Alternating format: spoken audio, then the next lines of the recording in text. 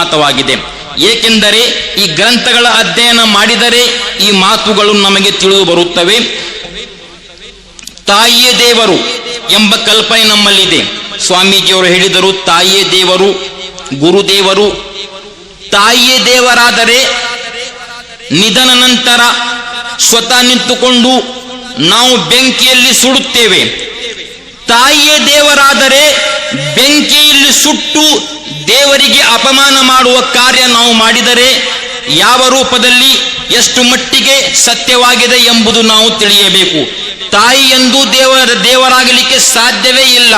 ಹೆತ್ತ ತಾಯಿಯಾಗಲಿ, ಹುಟ್ಟಿಗೆ ಕಾರಣಾದ ತಂದೆಯಾಗಲಿ, ವಿದ್ಯೆ ಕಲಿಸಿದ ಗುರುಗಳಾಗಲಿ, ಮಾರ್ಗದರ್ಶನ ಮಾಡುವ ನಾಯಕರಾಗಲಿ, ದರ್ಗಾಗಳಲ್ಲಿರುವ ಮಹಾತ್ಮರಾಗಲಿ, ಪುಣ್ಯ ಕ್ಷೇತ್ರಗಳಲ್ಲಿರುವ ಮಹಾಪುರುಷರಾಗಲಿ, ಪ್ರವಾದಿ ಮುಹಮ್ಮದರವರಾಗಲಿ, ಯೇಸು ಕ್ರಿಸ್ತರವರಾಗಲಿ, ಶ್ರೀರಾಮರು, ಶ್ರೀಕೃಷ್ಣರು, ಬಸವಣ್ಣನವರಾಗಲಿ, ಮಹಾವೀರರಾಗಲಿ, ಇವರೆಲ್ಲರೂ ಗೌರವಾರ್ಹರೇ. ಗೌರವ ಸ್ಥಾನದಲ್ಲಿ ಪ್ರಥಮ ಸ್ಥಾನವನ್ನು ನೀಡಬೇಕು. ಆದರೆ ಇವರೆಲ್ಲರೂ ಮನುಷ್ಯನ ಪಾಲಿಗೆ ದೇವರು, ದೇವ ಸಮಾನರು ಖಂಡಿತವಲ್ಲ. ಯಾಕೆ ಹೇಳಿ? ಇವರೆಲ್ಲರಿಗೂ ಮಾನಸಿಕ ಮತ್ತು ಶಾರೀರಿಕ ಅವಶ್ಯಕತೆಗಳಿದ್ದಿದ್ದು, ಮಾನಸಿಕ ಮತ್ತು ಶಾರೀರಿಕ ಅವಶ್ಯಕತೆಗಳ ಕುರಿತು ಈ ಜಗತ್ತೇ ಸಾಕ್ಷಿ ನೀಡುತ್ತದೆ. ಕಾರಣ, ತಾಯಿಯಾಗಲಿ, ಮಹಾಪುರುಷರಾಗಲಿ, ಮಹಾತ್ಮರಾಗಲಿ, ಇವರೆಲ್ಲರೂ ಗೌರವ ಸ್ಥಾನದಲ್ಲಿ ನಾವು ಇವರಿಗೆ ಗೌರವವನ್ನು ನೀಡಬೇಕು. ಕೊನೆಯದಾಗಿ ನಾನು ನಿಗದಿತ ಅವಧಿಯಲ್ಲಿ ಕೆಲವು ಸಿದ್ಧಾಂತಗಳನ್ನು ಇಡುತ್ತೇನೆ.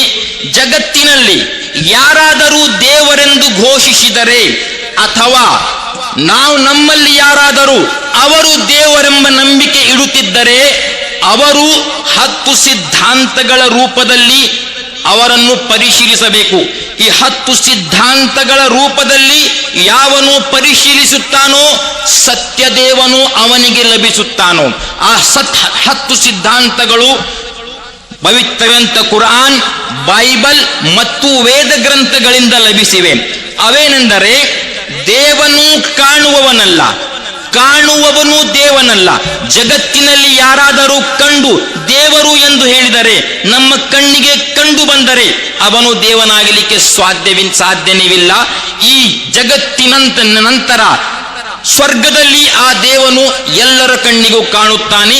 ಆದರೆ ಜಗತ್ತಿನಲ್ಲಿ ಕಾಣಲಿಕ್ಕೆ ಸಾಧ್ಯವೇ ಇಲ್ಲ. ದೇವನು ಕಾಣುವವನಲ್ಲ, ಕಾಣುವವನು ದೇವನಲ್ಲ.